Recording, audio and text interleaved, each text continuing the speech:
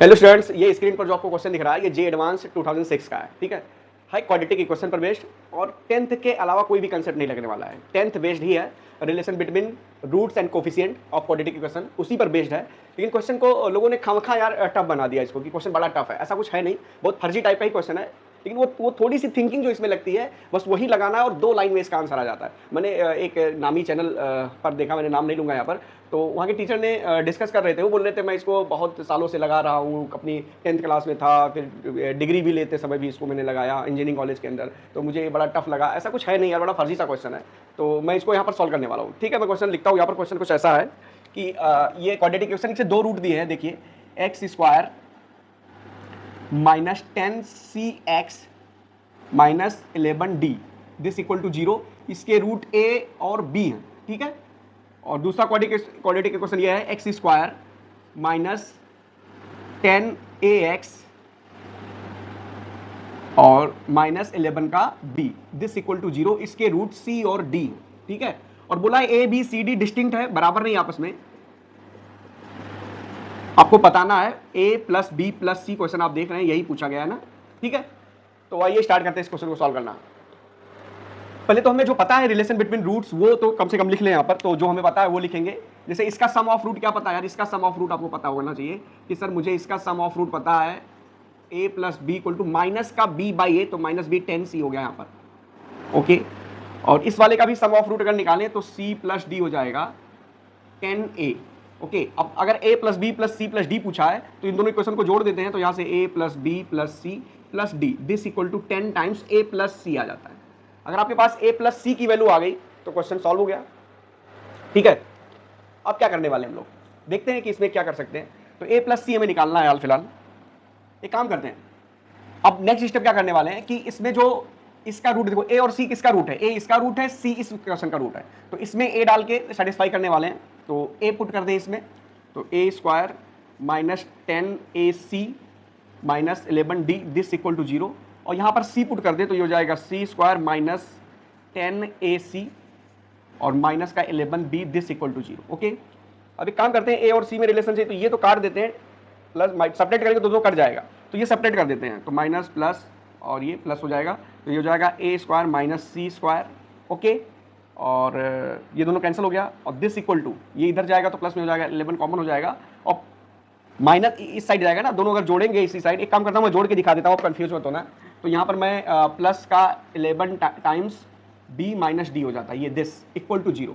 यहाँ से a square minus C square this equal to ये 11 टाइम्स d माइनस b हो जाता है। ओके, यहाँ से a square minus C square होगा a प्लस सी और a माइनस सी। ओके, और this times 11 equal to d minus C, 11 times d minus b, sorry d minus C नहीं, d minus b। Okay, तो a plus C का relation यहाँ भी है, यहाँ भी a प्लस सी है। d माइनस बी निकालेंगे कहां से यार, d माइनस बी भी हटाना है। a प्लस सी के टर्म्स में d माइनस बी लिखा जा सकता है क्या, तो d माइनस बी, चलो यहीं से निकालते हैं d माइनस बी। ओके, तो क्या कर सकते हैं यार, यहां से d माइनस बी अगर निकालें हम लोग तो क्या आएगा, b plus D. Okay, 10 times a plus C है, यानी अब इसी को रीअरेंज करके d माइनस बी निकाला जा सकता है क्या, वो देखते हैं। तो काम करते हैं हम लोग, यहाँ से b घटाते हैं और यहाँ से b घटाते हैं। ठीक है, यहाँ से b माइनस का b करें और यहाँ भी माइनस b करें तो d माइनस बी हो जाएगा। ओके, या एक काम करते हैं, b प्लस डी की वैल्यू देखें क्या आता है, तो b plus D this equal to, अगर मैं b प्लस डी निकालूंगा तो ये a प्लस सी हो जाएगा, 9 टाइम्स a प्लस सी हो जाएगा। ओके, ये हो रहा है 9 टाइम्स a प्लस सी।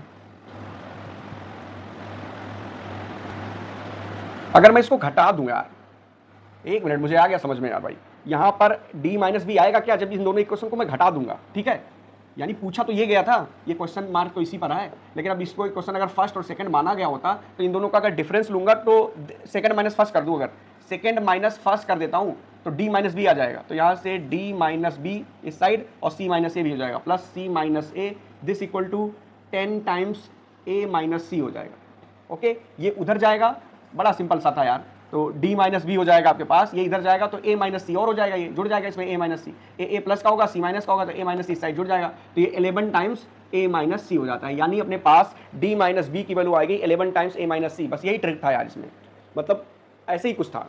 इन दोनों को जोड़ के तो रिजल्ट निकालना था, 10 टाइम्स ए प्लस सी चाहिए था, और जब इन दोनों का डिफरेंस करते, सेकंड माइनस फर्स्ट करते, तो आपके पास ये रिजल्ट आ रहा है, डी माइनस बी की वैल्यू ए माइनस सी के टर्म्स में आ रही है। तो डी माइनस बी की वैल्यू यहाँ पर रख देते हैं ए माइनस सी के टर्म्स में, तो आपके पास फाइनली रिजल्ट आ जाता है। तो यहाँ ए प्लस सी हो गया, और यहाँ पर आपके पास ए माइनस सी हो गया, और ये डी माइनस बी की वैल्यू 11 टाइम्स ए माइनस सी, तो यहाँ 11 पहले से है, तो 121 ए माइनस सी हो जाता है। ओके, तो ए माइनस सी ये हो गया। अब ए माइनस सी कैंसिल हो जाएगा भाई, ये जीरो नहीं है, क्यों? क्योंकि आपस में ये डिस्टिंक्ट था, सेम नहीं था, तो ये दोनों कैंसिल हो गया, तो ए प्लस सी की वैल्यू आ गई 121। सिंपली ए प्लस सी की वैल्यू आसानी से आ गया, कुछ बड़ा करना नहीं था, बस यहाँ पर थोड़ा कंफ्यूजन हुआ मुझे, लेकिन हाल फिलहाल तो ये हमने कर लिया। ठीक है, तो अब 121 हो गया, और A plus B plus C plus D की वैल्यू क्या थी? ए प्लस सी इंटू 10, तो यहाँ 10 का मल्टीप्लाई कर देंगे, तो ए प्लस बी, ये मिटा दूँ मैं, तो A plus B plus C plus D की वैल्यू यहाँ से आसानी से आ गई। क्या आ गया? A plus B plus C plus D, this equal to 10 times A plus C था, और 10 की वैल्यू अपने पास ए प्लस सी आ गई 121, तो 1210 1210 आसानी से आ गया। ठीक है, करना कैसे है आप वीडियो को रिवाइंड करके देख लीजिएगा कि करना कैसे है। ठीक है।